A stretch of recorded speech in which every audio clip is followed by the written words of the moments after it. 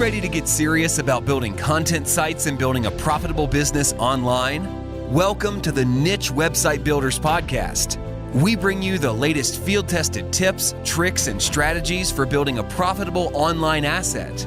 We interview industry experts, share customer success stories, and reveal our own experiences working on hundreds of sites to inspire and motivate you to make something happen. Let's do this.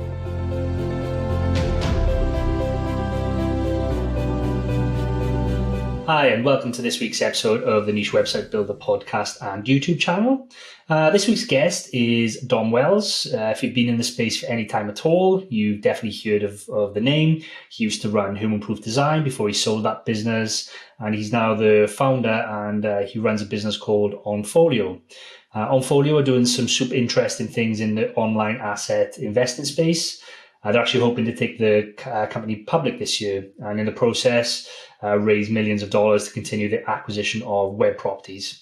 So in today's chat, we talk a little bit about how he scaled up Home Improved Design and then eventually sold that. And then we talk a lot more in depth about OnFolio as a business model, how it works, how they diversify in, how they are reducing risk across their portfolio. And then we finish up by where I ask Dom his input and thoughts on things like Google updates, recent Google updates, and also web core vitals. So I hope you enjoy this episode. I hope you get lots out of it. Really fun doing a lot of fun doing it. So let's get into it. This episode is brought to you by Niche Website Builders, an agency dedicated to helping people just like you build profitable content sites. Niche Website Builders are the hands-off content site marketing agency you always wished existed. It's run by content site marketers for content site marketers, and they help both investors and individuals alike build profitable online properties. They provide a fully outsourced approach to content creation, link building, and done-for-you website builds, the same approach they use on their own six-figure portfolios.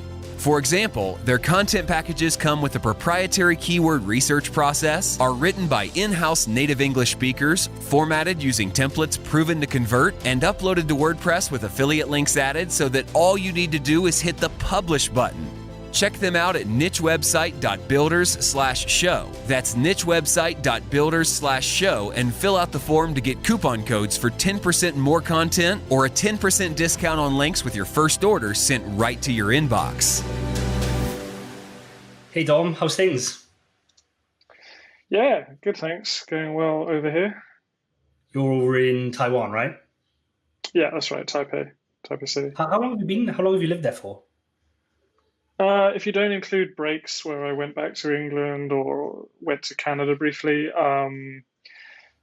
well, since 2008. So what's that, like 13 years? Wow, nice. Where in Canada did you go?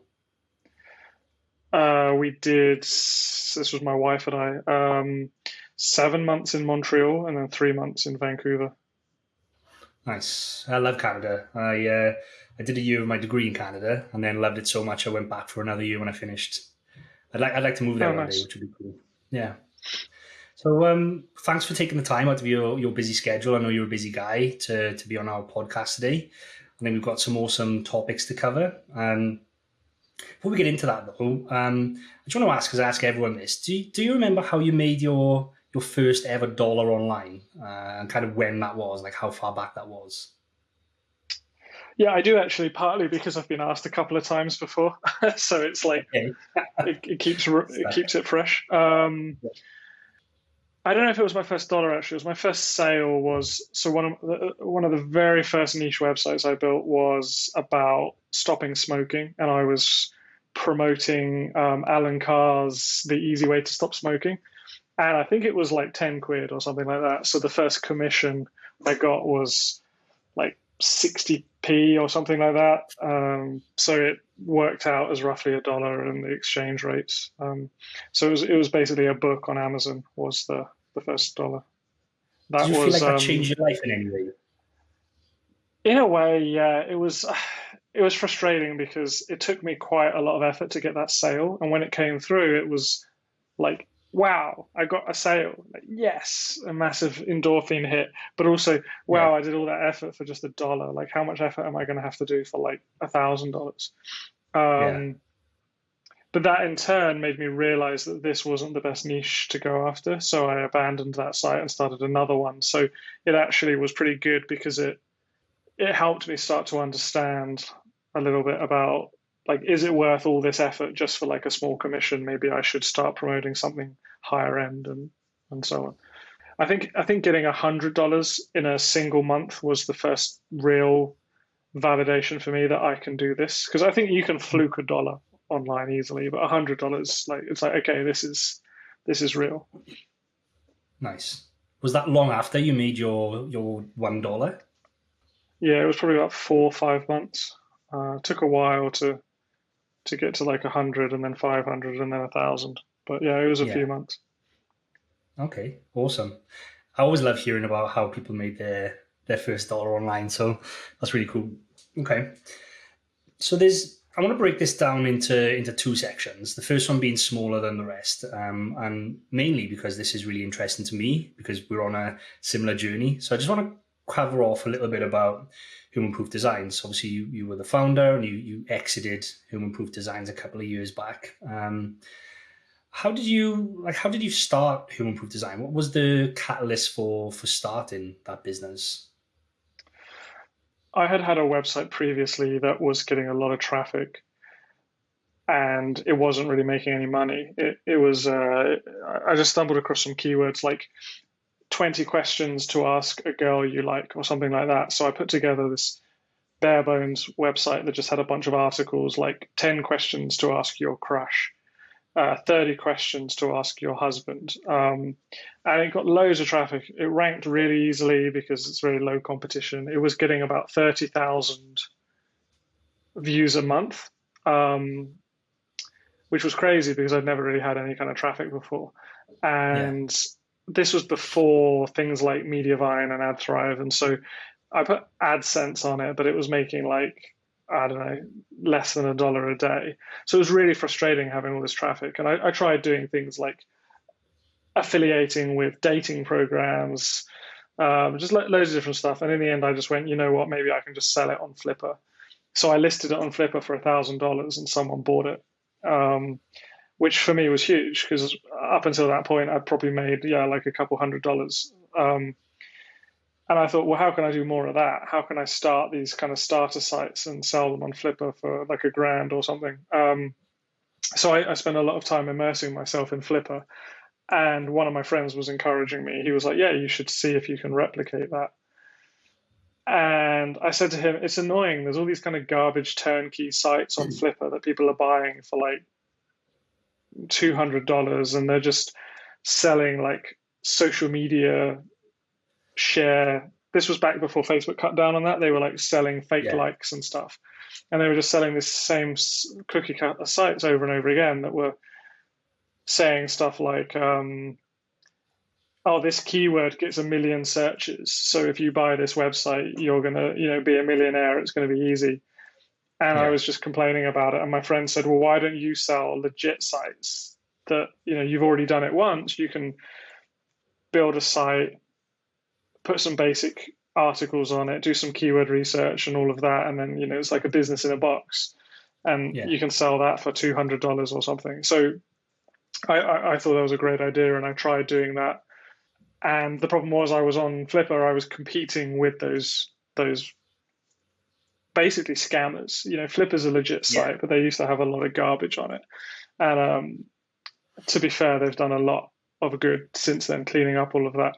But I was competing with these guys. I was like, hey, buy this website, do some work, do some SEO. After 5 months, you might be making like $100 a month, which I thought was a good deal. But next to me was someone else being like, buy this thing for $200, do no work, and you'll be a millionaire. So no one was buying my sites.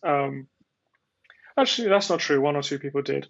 But I realized I needed to get off Flipper and I should sell the sites on my own website. But in order to do that, I needed to start doing content marketing and all of that stuff. But the reason I wanted to do it on my own site was because I realized I could educate people into the value of the sites. So I just started blogging about like how to build an Amazon affiliate site, or how to structure a review article, just basic like affiliate marketing how-to articles. Yeah. And then I would be like, here's how you should set up an Amazon affiliate website. By the way, you can just buy one of mine if you'd prefer. And so that's kind of how it all began and how it started back in 2014. Okay, interesting. So that's all you were doing then at the start, was just these sites, no additional services, just creating the sites ready to sell the business in the box, essentially. Yeah. I started out doing websites. Then I started doing content because I realized people needed additional content. And then I thought about adding in loads of stuff. But someone gave me some advice saying you should niche down. It's better, you should stay niche. And as we scaled, we got better at what we were doing, and I had a team and I had capacity. So suddenly I realized I should add on other services. So I started doing PBN links, more article packs, just various other things, and some training because we had a bigger team. So we didn't need to stay niche anymore. Yeah, and it's just easier to. A lot of competitors started coming in as well, and competitors, they are what they are. But when we were just selling these done-for-you sites and everyone else was selling done-for-you sites, we realized, well, we can't get all the customers anymore. So instead, a good way to scale is to sell more to our existing customers. And that sounds a bit cynical, but it was actually really those customers were buying these services anyway, and they wanted to buy from us because they trusted us. So we were like, you know what, we can add, we can sell you articles, we can help you with your backlinks because we've got a team now. So it kind of just evolved like that. Okay. And how did you? Because obviously you scaled that business to, I think in 2018 over $1 million in revenue for that year. Like that sounds like a massive leap in just a couple of short years, from selling done for you business in a box for a couple of hundred to over $1 million in sales. Like, how did you go from nothing to that in such a short space of time? Yeah, I think it was like 2017 we did 600K, and then 2018 we did $1 million. 2015, I don't even know if I remember, but it was probably like 300K or something. It kind of just happened all at once, really. It was like a year and a half of no real growth, or just like very slow growth, and then suddenly you become big enough where everybody's heard of you, everybody's talking about you. I did a lot of guest posting. I started going on podcasts. We had a bit of a breakthrough, I guess, where, I don't know, maybe it's a little bit secret sauce, but I think everyone does it in the space now anyway, so it's not really a secret. But the day that everything changed for human proof designs was the day I realized if we put earning estimates on our website listings, people would see the value in them. And there was a website called, I don't even remember what it was called, but it was like a calculator where you input your keywords and the estimated searches, and what you expected the click-through rate to be, and what the commission was and what the percentage was and everything. And then it would say, oh, based on this data, we think this niche could make 5K a month or 3K a month or whatever. So up until that point, I had been selling custom sites mostly because people didn't see the value in the done-for-you sites. So the done-for-you sites were where I actually picked a niche, and it was like, like crossbows, here's the website. Yeah. Whereas custom would be like someone would come to me with a niche. Part of that was because people were like, I don't know if I want the crossbow site or the tiny home site. Like, it doesn't mean anything to me. And part of it was because I couldn't pre-build the site. I didn't have much money. I was bootstrapping, so I couldn't just pay for 20 sites to be created and hope they would sell. So actually there were two breakthroughs, and I did them at the same time, I think. One was realizing if I put a screenshot on every niche site showing like, hey, this site could make 5K a month if it gets, all of its keywords get to page one. And then I changed it so people could pre-order the website as well. So instead of me building it, someone would buy it And I was upfront about it, but someone would buy it, and when they bought it, I'd say, right, we're going to start working on your site. It's going to be ready in about 4 weeks. We went from selling 1 or 2 sites a week to selling I think we managed to get it to the point where 20 sites would sell out in like a weekend. So the listings would go live every 2 weeks. I'd list 20 sites on a Friday. And it was usually, because I'm in Taiwan, I would list it at like 9 p.m. on a Friday, so that the Europeans and Americans were all awake and stuff. And I had like people in the West Coast getting up early to try and buy, which was crazy. So then I'd hit like go, I'd send the email out to everyone, and then I'd go and buy a beer because it was 9 p.m. and I'd come back like an hour later and be like, oh, like 5 of the sites are gone already. And then because they were selling out so quickly, we were able to put the prices up as well. So that thing was like the number one reason why we made so much money so quickly, was because we suddenly realized like, oh, this will help people understand the potential of these websites. And by making them pre-order, I could get past the scaling problem because I'm taking the money up front. So that was life changing, business changing innovation, I guess. It sounds it. Okay, that's really interesting. So you obviously then came to the decision to sell. What was the catalyst for selling? Obviously, it sounds like it was doing very well. You'd had this business changing breakthrough, and sales exploded. Why did you then want to sell the business? It wasn't one thing. It was, I sold it. It was about 2 years later. So things had been great and everything, and things were still going well when I sold it. I personally was getting a bit tired of the whole just launch cycle. And I also was just ready to do something else. And as we'll probably talk about, in a minute, I'd had the idea for OnFolio, and I was really in love with that idea. And I felt like I wanted to go after OnFolio. So Human Proof Designs was holding me back, and also I wasn't doing it justice, and I had a team and everything. And so I thought, well, if I can sell Human Proof Designs and all the team will keep their jobs and all my audience will be taken care of, and I can go off and do OnFolio, then that seems like something I want to do. And it was the right decision, because I think within a year, Human Proof Designs had grown significantly after I left, and OnFolio had grown to the point that it was making the same or more profit than Human Proof Designs was making. So, both businesses grew because of that decision. And I was a lot happier because I just wasn't doing a business that I felt like I was starting to resent the business because I just wasn't enjoying it anymore. And it was nothing wrong with the business. It was just not what I wanted to do anymore. That makes sense. And I read somewhere that you had the idea for OnFolio like 7 years prior to actually launching it. So this has been tucked away in your mind, and I guess thinking about it and revisiting. So you were probably thinking about this over and over as you were growing more and more dissatisfied with running Human Proof, thinking, OnFolio, I can do this, I can do that. And then, well, tell us, what is OnFolio? I mean, it's a super interesting business model, but what is it in a nutshell? Yeah, that's actually not quite how it happened. I did have the idea 7 years before. I think I even had the idea before Human Proof Designs really took off, but then I forgot about it. So it wasn't 7 years. Like, I rediscovered the idea in about 2018, and I was like, I think this is a good idea. I think it has legs. And then I was like, hey, I've had this idea before. So the idea was basically, and this was, I remember like in 2015 or something, I was having lunch with my wife, and I said, what would be a really good business would be, there's people out there who want to buy websites, or they have money to invest.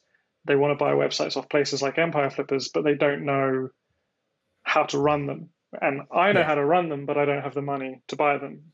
Back then, I didn't. So why can't I run these businesses for people? And then I was like, and my wife was like, oh, that sounds like it could work, And I was like, the problem is I'm just some dude living in Taiwan.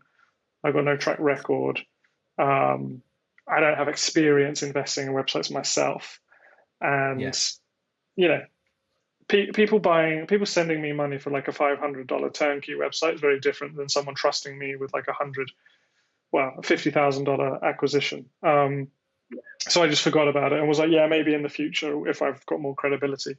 So then when I rediscovered the idea, because I surveyed the Human Proof Designs audience and was like, is there anything else I can offer you? And someone said basically that. I was like, wait a second, I've had this idea before, but now I do have a track record. I've got social proof. People trust me. You know, I've been on Entrepreneur, I've been on Mixergy, and I'm a lot more. Well, I'm not more trustworthy because I was always trustworthy, but people can see that I'm trustworthy. So suddenly I was like, oh, all the reasons why I didn't do it in 2015 don't exist anymore, and the market's grown, and there's even more demand. So I just fired off some emails to Human Proof Designs. So there was an overlap period where I started OnFolio about 6 months before I sold HPD, which was deliberate. I already knew I wanted to sell HPD. And I wanted both brands to exist, so any potential buyer would come and be aware of that. I didn't want someone to buy Human Proof Designs and then I start OnFolio and they're like, what are you doing? And they're not competing businesses, but it would have been a bit weird. So I started it and I emailed with the Human Proof Designs audience and was like, hey, does anyone want this service? And quite a few people did. So I just kind of ran with it, and the rest is history, I guess. Yeah. So you currently, on your website, it currently says you've got 38 sites under management, doing about 4.2 million trailing 12 months in revenue, which is huge because it's only been, what's this now, 3 years? Has it been about 3 years? Yeah, I mean, I guess that's a little confusing. I should change it because the revenue is like, that's the revenue of all the websites. It's not like our revenue. So the way it works is, let's say someone buys a business that's doing 10K a month. They'll pay us like a management fee of say 2K a month or something. So that revenue would be their 10K. It wouldn't be like our 2K. But so our company revenue is probably, I think we did just under $1 million last year. But so it's about a quarter of that. So it's still huge considering how like it took me 3 or 4 years to get there the first time, and then I did it in my first full year really of running OnFolio. But that's just because I'm more experienced at business now. But yeah, at our peak we had about 45 sites that we were managing, but we scaled back a bit. We decided we'd rather manage fewer, bigger websites than going for like hundreds of smaller ones. So is there two business models within inside OnFolio now then? Because I know you recently launched your preferred share scheme where people buy into the fund essentially, and they get paid a quarterly dividend. But is there also an aspect of the business where someone can bring you a website? It sounds like, and you'll manage that for them, or is that not how it works? That did exist. Actually, that was the first service we launched, and I thought it would be the most popular. So when we launched, we had two services. One was if you've got an existing portfolio or an existing website, we can run it for you. And I thought that was going to be the most popular. And it was popular, but I hated it, which I'll explain later. But basically, when someone owns a website themselves and they bring it to you, they're going to expect you to care about it as much as they do. And you can care about it a great deal, but it's never going to be as much as they care about it. And then we were charging people like kind of break-even management fees and then 50% of growth. So if we didn't grow it, we just broke even. And then they were looking at us like, hey, we're already paying you a management fee. Why can't we also, why do we need to pay you more money to grow the business? And so it created this kind of disconnect where they were resenting paying us and we were working for them for no profit. So that service actually didn't really suit how we were set up. So then the other service that we launched with was much better, and it was essentially someone would say like, hey, I've got 50K or 100K or sometimes even like 500K. I want to buy a business off Empire Flippers or FE International, any of the brokers, and I want you to run it for me in exchange for a management fee and a share of the growth. And that was a lot easier because I could say to people, well, you also need to give us a budget for growing it. And they'd be like, yeah, sure, because they were investors.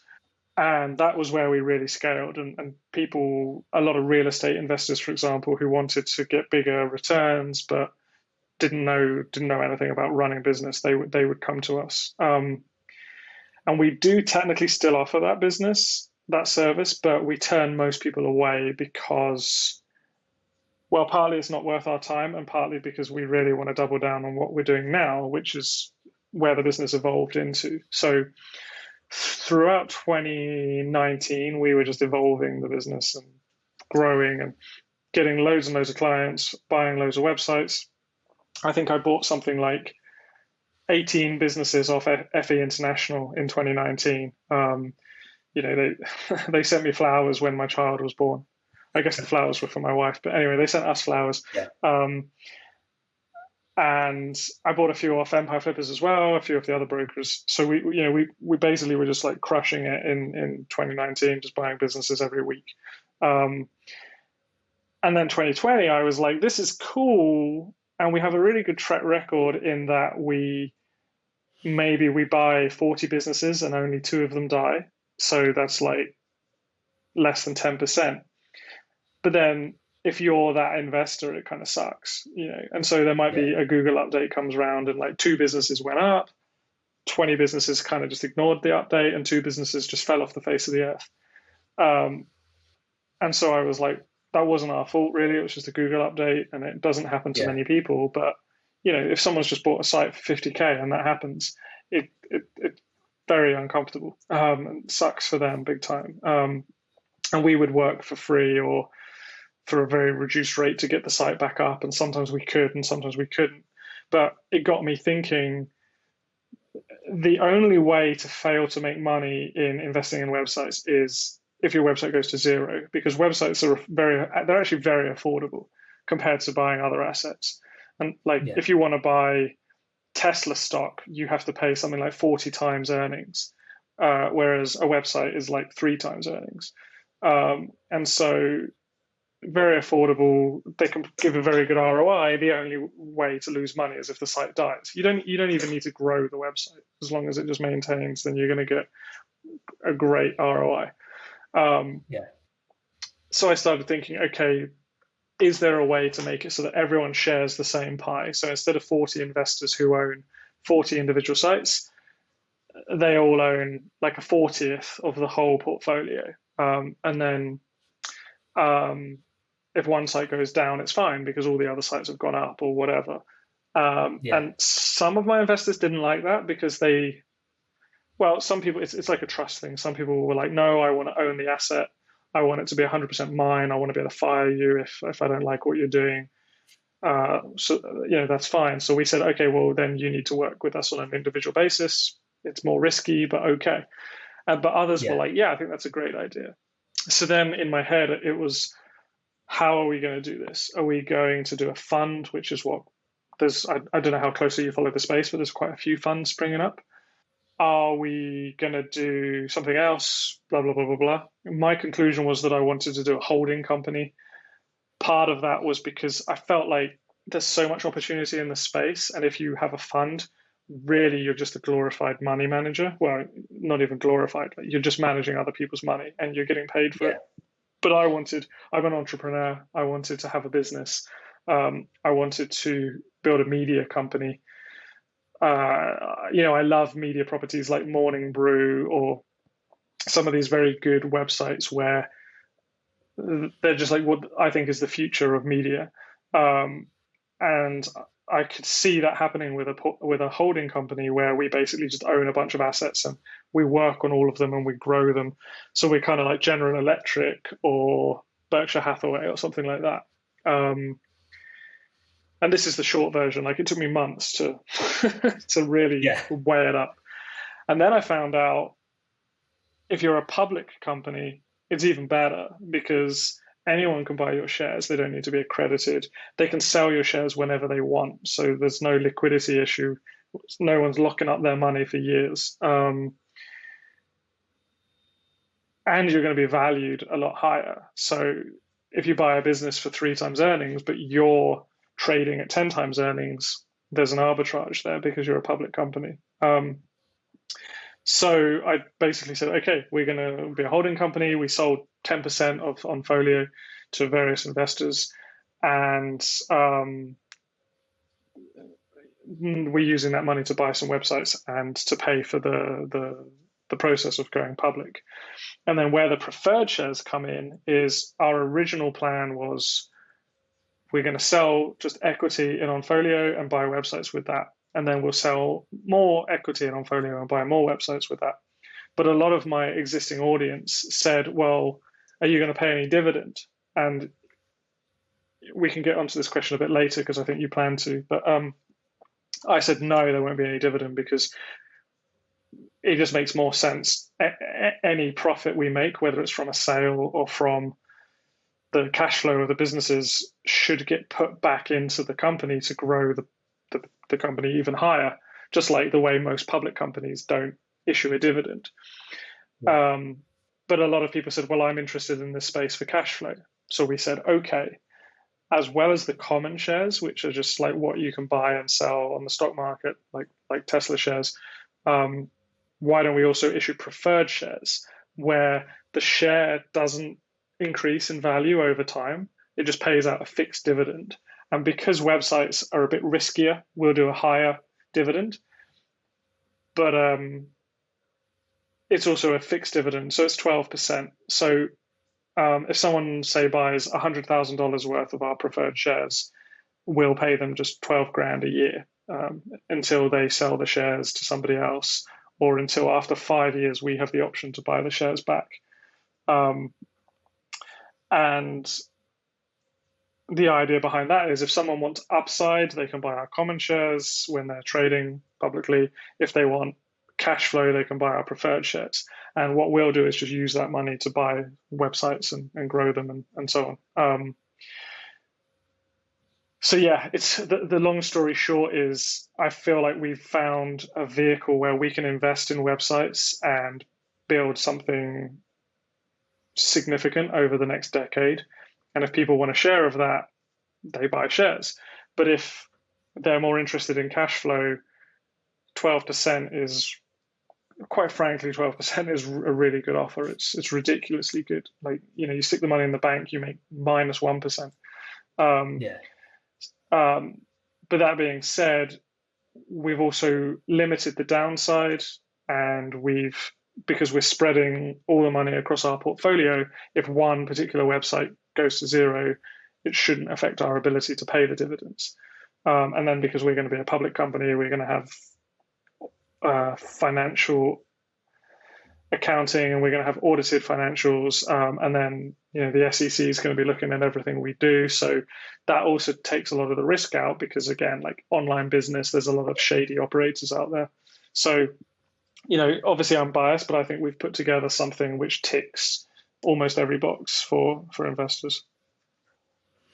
Awesome. And I guess in theory that means the bigger the company gets, the more diversified it gets and the less risky. So as you acquire more assets, and if one fails, then it's just a smaller piece of the bigger pie then. And we'll talk a little bit later, because I think the types of businesses you are buying are interesting as well, or that you're looking to acquire, because they are very diversified and they're actual businesses in their own rights. You're essentially acquiring other businesses rather than just a website that's about dogs that's monetized with display ads, which I think is interesting. So as an investor into OnFolio, you don't currently own any share in the website. You just own a preferred share, which has no voting rights or basically nothing apart from a dividend. Or you can choose to buy common stock when it's listed publicly, and that gives you upside. And then do you get voting rights then, or what rights do you get with a common share? Yeah, technically the preferred shares do have some voting rights, but because there's legal requirements that they have some. But the voting rights preferred shares have is basically concerning preferred shares only. So if we want to make amendments to the preferred shares, or we want to I think if we want to take on superior debt to the preferred shares, then preferred shareholders can vote on that, but that's all they can vote on. Whereas common shareholders, they get the same voting rights that any common shareholder gets. So they vote for the board of directors. If there is a particularly, if we want to do something like a share split, or we want to sell the business, or any of these normal things that shareholders get asked to vote on, then they can do that. Yeah. And so all the common shares, it's like one share is one vote, so it's sort of standard stuff. Okay. So if you sell one of these websites that's in the portfolio, I think you mentioned it, but that money just goes back into the group to buy more websites. It's never returned back to the investors. The only way they get their money back is by selling their preferred shares, or to yourself, or to other people who can buy preferred shares, or if they own common shares, then it'd be traded, or like a normal share would, I'm assuming, over the counter somewhere. Is that right? Yeah, so I'll answer that in reverse. But yeah, basically the preferred shares will eventually be listed as well. Once we've raised $15 million, we'll list the preferred shares as well. So you can sell them on an exchange just the same. The only difference is the common shares, it will be sort of like supply and demand. So the share price might go up the share price should go up as the company grows. Yeah. Whereas preferred shares, you buy them for $25 a share, and they should pretty much trade at $25 a share forever. But yeah, and then when it comes to selling a website, it's just like a business transaction. So we're not passing the profits on to the shareholders, just like if any public company sold some of its division, that it wouldn't go on to the shareholders. If people want that kind of arrangement, then they should invest in like a fund or something like that. But the problem with funds, in my opinion, is they have a finite life, and after 5 years or 10 years, they do sell all their websites, and then investors get their money back. But then, like, what happens if it was an amazing website? You guys were forced to sell it. So, and then typically, if you're in a fund, you can't get your money back until the fund ends. So I was like, yeah, I don't want that kind of business model. I just want to build I want to build an empire, and I want my shareholders to come along for the ride. So it's just a different vehicle.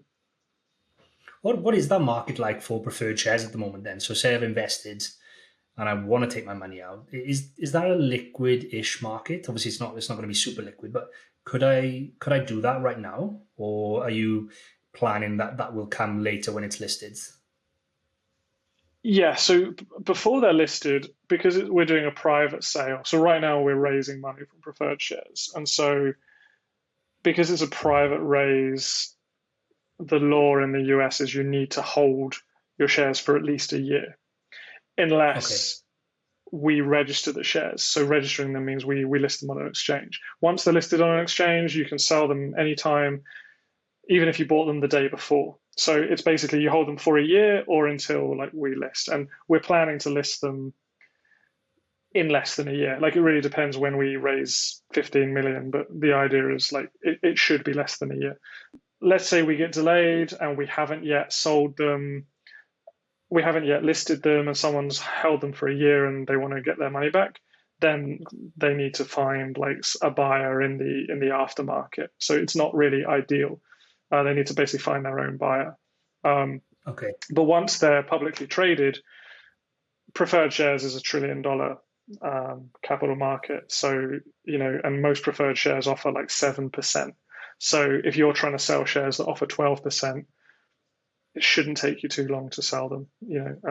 Most buyers are institutional buyers, but there would definitely be, like, even if you've got 100 grand worth of shares, there'll be someone out there who's like, these things are 12%. Yeah, yes, please. They're publicly traded. They're from a public company. They've got audited financials.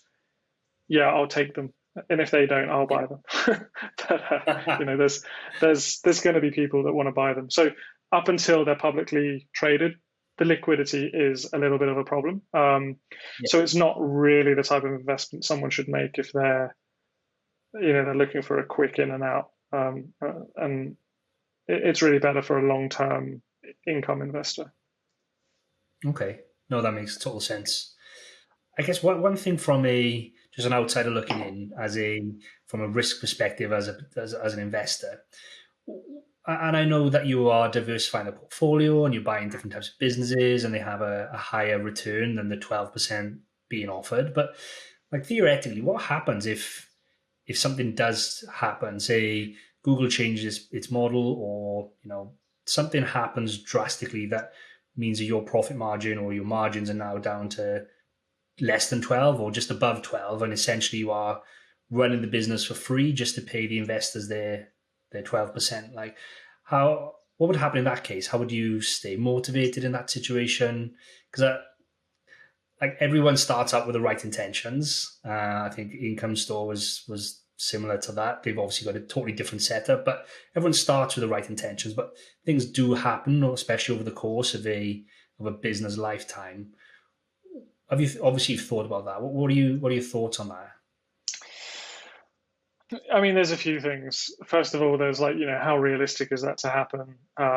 Yeah. And because of how we're diversified, it's actually not very likely. But of course, if that did happen, then where would my motivation be? And to be honest, yeah, it's probably not going to be a long-term source of capital for us to raise from a 12% dividend. So that's why we're saying to the first buyers, we're not guaranteeing, but we're not going to buy back the shares for 5 years, because once we get to like $1 million in profit, an annual profit, we can go to any bank and get capital for 5%. Or we can just, once we're publicly traded, maybe it makes more sense for us. Maybe, so right now we sold our common shares for $1 a share, but maybe in a year, the market's really frothy right now. Maybe our shares go up to $10 a share. So we say, let's just issue another 1 million shares. So everybody gets diluted a tiny amount, but we raise 10 million. And then that 10 million doesn't come with any dividend. So our long-term cost of capital is going to be significantly cheaper than 12%. And that's why we're saying to investors, what we're not going to do is sell you a preferred share for 12%. And then 6 months later say, oh, we've got loads of money now, we're going to buy the shares back, because that's unfair on investors. So we're saying, if you buy preferred shares, we won't buy them back off you for 5 years. But that being said, we'll still raise cheaper debt elsewhere or cheaper capital elsewhere, and then buy websites with that. So, 2 or 3 years from now, maybe only, 25% of our profit is going to be funded by dividends. And so it's like that again makes the chances of the scenario that you're talking about just, very unlikely. And so the answer is basically like, that's not really going to happen. There's a small chance that it could happen, sure, but because it's only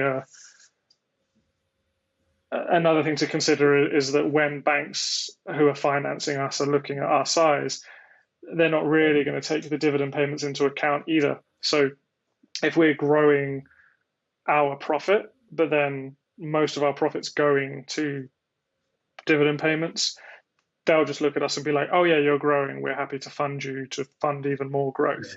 So we're always going to have access to other sources of capital once we've raised another few $1 million. So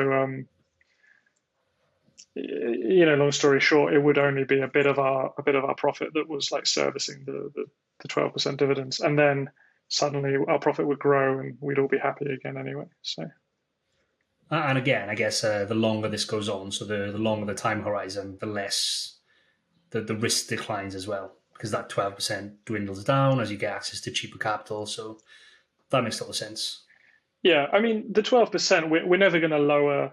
If someone buys a 12% dividend now, it's always going to be paying them 12%. Yeah. But the next dividends we issue, the next shares we issue may only be a 7% preferred share. Yeah. So it just means our long-term cost of capital is going to be a lot lower than the 12%. Yeah.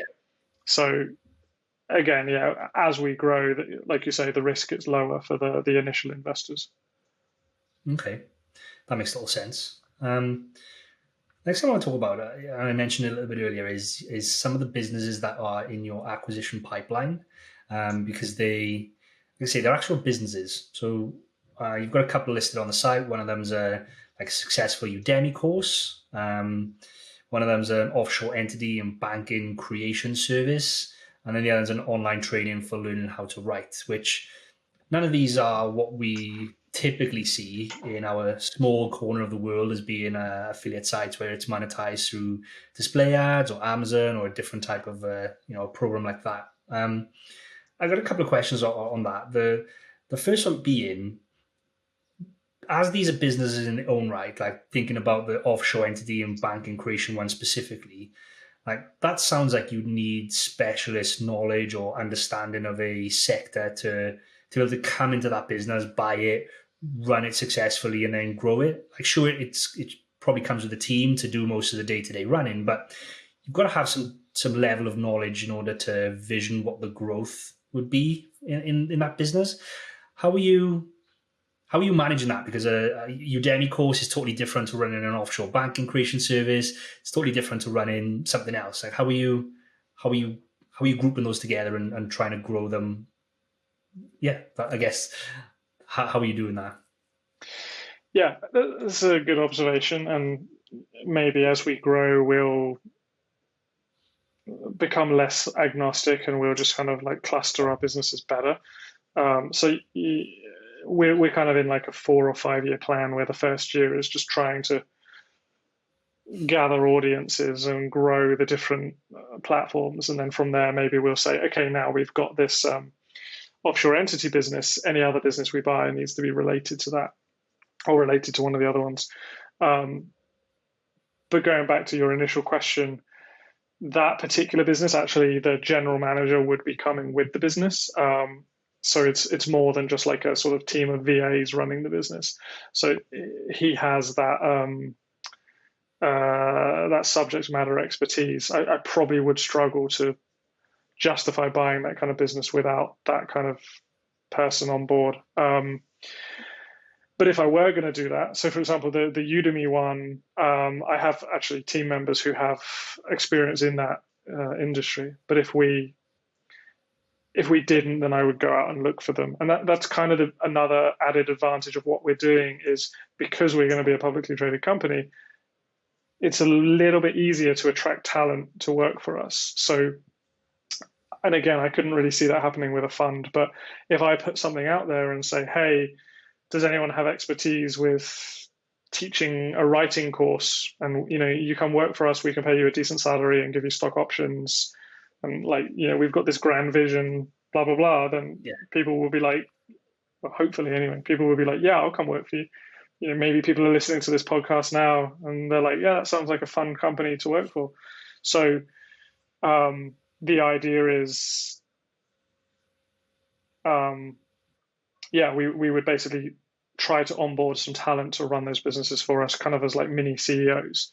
And that kind of segues into the reason we're going for these like sort of quote unquote businesses rather than just like random affiliate sites is because first of all, they're bigger. And when they're bigger, you can justify it. Like if you have a business that's making 50K a month, you can pay someone 10K a month to run it. And then the second thing is there's actually a need, like there's stuff to do. So you can put a real person in place running it because it's a business. It's not just a random affiliate site where you just hope it doesn't get dinged by Google. So it's all kind of related to the same thing. It's just something you said there just reminds me a little bit. Is this a very similar business model to Rocket Internet by any chance? Like where you buy in these strategic businesses? Is that what the end goal is to be something like Rocket Internet or? I mean, you mean the I'm just Googling them to remind myself who they are, so I'm not going to pretend. So are they the German company? Build, develop, operational and strategically invest in internet and technology companies globally. So I've not. I remember reading about them a while back, and something you just said there made it click. Thinking the business model sounds quite similar to those guys. But I'm sure they raised a ton of capital in the markets to basically go out and buy internet businesses and run them under their portfolio or their umbrella of Rocket Internet. A little bit, but I would say the difference is, so I think Rocket Internet invests in companies as well, whereas we don't. We just buy businesses. So going into securities law a bit too much here, but if we make investments into companies, then we have to comply with the 1940 Investment Company Act, because we're taking people's money and investing it. Whereas if we're just a company that happens to buy a business every now and then that's just a business transaction. I would say we're more like Constellation Software, which is a public company that buys SaaS businesses. Or we're going to be more like, so if you're familiar with Tiny Capital, they're actually just called Tiny, but website's Tiny Capital. They're a holding company that buys a lot of online businesses, but then they also have a particular holding company that just buys like Shopify businesses. Actually, it's like Shopify ecosystem businesses. So it's not necessarily Shopify stores. It's like all the apps and service providers that service the Shopify ecosystem. And they took that company public in Canada on the Toronto, the TSX, like the Toronto Venture Market. So probably they're the most similar, except they're just like in the Shopify ecosystem, whereas we're a bit more slutty. So we'll go for anything. Nice. Okay. Awesome. Where's the best place to find these businesses? Because they don't sound like the typical business that you would find on like marketplaces, or they probably very rarely come up with places like Empire Flippers. Or is this now because you're so well known in the space, people are reaching out to you to sell these businesses, or are you still having to actively go out and source them? And are you doing that manually? Are you looking specifically for businesses and targeting them, or are you still just getting the deal flow from brokers and marketplaces? Yeah, all of the above. And it's kind of funny because when I put together that offering page and I said, here's some businesses we're looking at right now, a lot of people said, well, hold on, these businesses are a bit different. They're not content websites and so on. And it's just a snapshot of our deal flow at any given time. So we are still buying like affiliate businesses and stuff. And so those ones we do buy off places like Empire Flippers, FE International, all of the traditional brokerages. But those particular ones that we put on the website, actually, I think one of them may have gone, the online writing course. I think that one's gone, so I need to update it. But the Udemy course was a referral, and the entity creation one was direct outreach, like someone contacted me. So it is a little bit of like, I have a name, and people, some people are a bit more audacious. They're like, oh, you're going to be public, so you can afford to pay more. So I want to sell my business to you. And I'm like, just because I'm able to pay more doesn't mean I will. Although, I'm a Chelsea fan, so it's kind of what we do. Then there's people who they don't want to pay 15% to a broker, so they reach out directly, and they're happy to sell for market price. They just want to avoid the broker fee. And then there's these kind of brokers who operate in the shadows a bit more, and they're not like sleazy or anything. They just don't have like a sort of marketplace or a listing place. So they might just reach out to me and say, hey, I have a client who wants to sell their business. Are you interested? And so we get some relationships with people like that as well. We're not really that active with outbound in terms of like spamming the internet, like, hey, do you want to sell your business? I tried that in the past thinking, I can get a bunch of bargains, but actually it's the other way around. Typically people who you outreach to, they think their business is worth $1 million when it does like $300 a month. So I just got tired. So we don't do any of that. But maybe in the future we'll need to.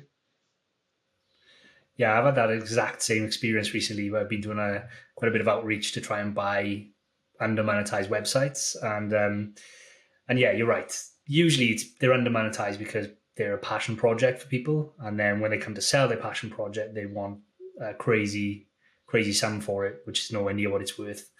So yeah, I did that exact same thing where I thought I'm going to snap up a couple of bargains here, but it ended up being the exact opposite. They are out there, though. Oh. So just I mean, yeah. You do find bargains. We've either had handed to us or we've stumbled across bargains, but it's just like such a time sink that it's probably not worth it for most people. Yeah. Mm-hmm. I did want to talk a little bit about your due diligence process on these sites, but I know we've talked quite a bit because I think what we've talked about has been really interesting. So rather than just go in detail about your due diligence, I know you've written some awesome posts on that, so we'll link to that in the show notes. But I did want to touch on, how does buying sites at these levels where you're talking high 6-7 figure websites, how does that compare to buying sites at the sub 100K level? Like, is it a massive difference in terms of due diligence and all the working parts, or is it literally just the same but on the numbers are different? Some things are very similar. So your due diligence process is going to be the same. You're going to look at Ahrefs and you're going to look at Google Analytics, and is all the money being earned by one or two articles? That kind of thing. It's all the same process. How big's the email list? Do they open their emails? Are you monetizing it one way or 10 ways? All of these different things. The answers will usually be different because bigger businesses typically are more diverse. So even at like 50K or 100K, you'll find businesses that they just rely on 5 or 6 articles to make the majority of their money. But often at a higher level, there's just more due diligence to do because maybe there's teams. So you need to ask, like, okay, is the team going to come? Like when I sold Human Proof Designs, the team was included. So the due diligence that the buyer did was a lot more complicated. And when we bought a couple of businesses, the team was included, which is great. Buying businesses with teams is very scalable, but it's also just, there's more to do because you need to think, are they overpaid? Are they underpaid? Are they overworked? Are they going to leave? Can I trust them with my passwords? There's just so many different things that you need to ask about. But then, in some ways, it's easier because sometimes you might look at $100,000 website, and the seller's pumping out an article a day, and you're like, so how much does that cost? And they're like, oh, it's free because I do it myself. And you're like, okay, cool. How much do you pay yourself? Like, no, I do it for free. So then you buy it and you're thinking, this business is making, say, $3,000 a month. But if I create 30 articles a month, I'm going to spend 15 grand or something crazy. So it's just like, it's not viable. Whereas $1 million website, the cost of content creation is more often than not already included in the P&L. So sometimes you can even reduce expenses. So it's actually, from a sort of financial point of view, it's actually often better to buy a bigger business, which is another reason why we decided to pivot the way we did. Yeah. Okay, that makes sense. Last two things I want to quickly get your take on. First one being the December and April Google updates. Like, again, sites have been decimated. In a business like yours, that's all about managing risk. And I think you've already covered this. I kind of wrote this without obviously anticipating your answers. But how do you account for this kind of risk in your investment? Well, it's obviously through diversification. But do you have any thoughts on, like, if you're unable to diversify by owning lots of sites and you may only own a couple, like, what's the best way to try and mitigate this risk from all these Google updates that are happening now? Yeah, I mean, there's a lot of my investing philosophy has come about not because of the December update. Thankfully, we were already moving away. So when the December update came, we had some sites, they got hit. It was painful. But it didn't crush our business because I don't want to say we'd seen it coming, but we kind of had seen it coming because a lot of the updates previously, it was like, I think the May update, Google was like, affiliate sites, going to take a lot of your rankings and give them to e-commerce businesses. And so when the December update hit, we'd already raised a bunch of money and started buying businesses. And actually, our bigger businesses didn't get hit. So, it was all good. So going back to what I would do is, if I just had one website, whether I bought it or whether I was I was writing the content myself. So I know a lot of your audience are probably similar to what my Human Proof Designs audience was like. So they're kind of building their first success now. I would really focus on something where you can have a community.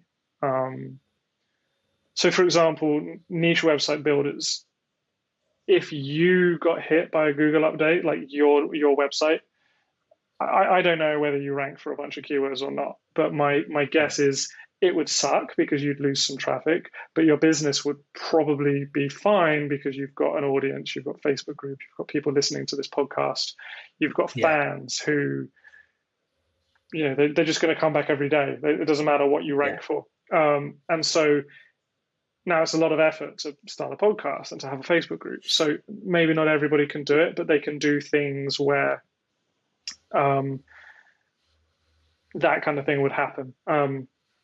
So for example, okay, let's talk about drones. So a really popular niche website to build a couple of years ago was Best Drone, and Best Drone 2020, Best Drone 2021, Best Drone under $500, all of that.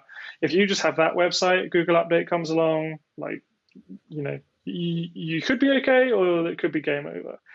But if you ask yourself, well, who buys drones? And then you have maybe you have photographers, maybe you have travel bloggers, maybe you have drone racers, maybe you have construction sites. And so maybe you pick one of those demographics, like drone racers, and you build a website around drone racing. And you can still have Best Drone 2021, but what you're building is a community of drone enthusiasts. I hope that's a word. If it's not, I just put it out there. And then they're going to come and visit your site every day just because they want to see what you're talking about, and they want to hang out with other drone enthusiasts. Going to make it stick. And a Google update is going to come along and you're not even going to care. I haven't checked the Google Analytics for OnFolio.co probably since 2020. And I haven't checked the rankings. And that's partly because I'm not, the articles I'm writing, the content I'm creating is not actually, I don't think there's a lot of keyword volume for them. So I'm not even trying to bring it in. But it's partly because I'm going to put content out there. I'm going to share it in Facebook groups. People will come. And when I create new content, I'll share it via email. And it's a really nice feeling, to be honest with you. But it's what I think is a good business. And so now if we're looking at a business, and let's say it is a content site, we're going to ask ourselves, does it have any elements of what I just described? And if it doesn't, can we create it? Can we add it on? Or can we buy a Facebook group or something like that? And if the answer is yes, then we're a lot more interested. Whereas if the answer is no, then it's just the end of the conversation and we won't buy it. Whereas maybe 2 or 3 years ago, it was a very different conversation. Yeah. So basically just trying to build forts around the business, diversify the traffic, diversify the traffic, and build a community, whether that's through Facebook or through email, or does that tend to have to be tied to a person then who's running the business? Because most it's easier to build a community around a person rather than a brand, right? I mean, it's probably easier if you have a little bit of charisma, I guess. Not charisma, but I mean, obviously, if you're a really boring person, it's probably quite difficult. But I don't think it's mandatory. So if you ask someone, if you're listening, I think I'm a boring person, or I think I'm an entertaining person, but I don't want to build something around my brand. You don't have to. And if you do, you can just partner with someone, or you can pay someone to be the face. But I think you can build it around a team.